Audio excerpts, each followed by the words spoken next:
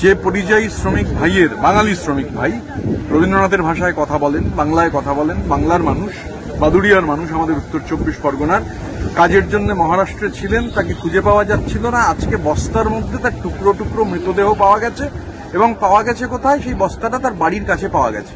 এটা ethnic purge যা হচ্ছে, এটা এথনিক ক্লিনজিং, মানে বাঙালি হওয়ার অপরাধে, বাংলা বলার অপরাধে, বাংলা ভাষী হওয়ার অপরাধে এক ধরনের এথনিক ক্লিনজিং, এথনিক পার্জ শুরু হয়েছে। এবং এই যে ডবল ইঞ্জিন রাজ্যগুলো, বিজেপি একটা বাংলা বিরোধী এবং বাঙালি বিরোধী শক্তি। সে আসাম হতে পারে, দিল্লি হতে পারে, মহারাষ্ট্র হতে পারে, মধ্যপ্রদেশ হতে পারে, ছত্তিশগড় হতে পারে, উড়িষ্যা হতে পারে, সর্বত্র এই আক্রমণ শুরু হয়েছে।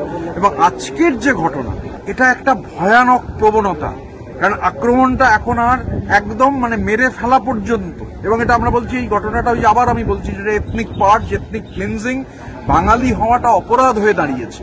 মানে বাংলার মানুষ বাংলা ভাষায় কথা বলেন, এটা যেন মানে ভারতবর্ষে একটা বিরাট অপরাধ। পশ্চিমবঙ্গ এখন যেন ভারতবর্ষের অংশ নয়। যারা যে জাতি এই গোটা দেশের স্বাধীনতার জন্য সব থেকে বেশি রক্ত দিয়েছে, যারা প্রথম নোবেল এনেছে, পৃথিবীর প্রথম অশ্বেতকায় মানুষ হিসেবে ইউরোপের বাইরে রবীন্দ্রনাথ নোবেল এনেছেন, রবীন্দ্রনাথের ভাষাতে, বাংলা ভাষাতে, এই পরিযায়ী শ্রমিক তার মায়ের ভাষাতেই দেশের জাতীয় সঙ্গীত। এই বাংলার মানুষকে গোটা দেশের বিভিন্ন প্রান্তে এবং পার্টিকুলারলি বিজেপি শাসিত রাজ্যে এইভাবে টার্গেট করা হচ্ছে। এটা একটা এথনিক ক্লিনজিং, এথনিক পার্জ। সংস্কৃতিগতভাবে বাঙালিকে আক্রমণ করা হচ্ছে, বাঙালিকে মুছে দেওয়ার চেষ্টা হচ্ছে। এভাবে বাঙালিকে মুছে দেওয়া যায় না। যে ঘটনায় নিন্দা করার কোনো ভাষা নেই এবং এর বিরুদ্ধে তীব্র প্রতিবাদ, একেবারে রাস্তা থেকে শুরু করলে পার্লামেন্ট পর্যন্ত এই প্রতিবাদ হবেই। এই প্রতিবাদ কেউ আটকাতে পারবে না। আর এভাবে বাংলাকে ব্রাত্য করা যায় না। যারা চেষ্টা করছেন তারা ভুল করছেন।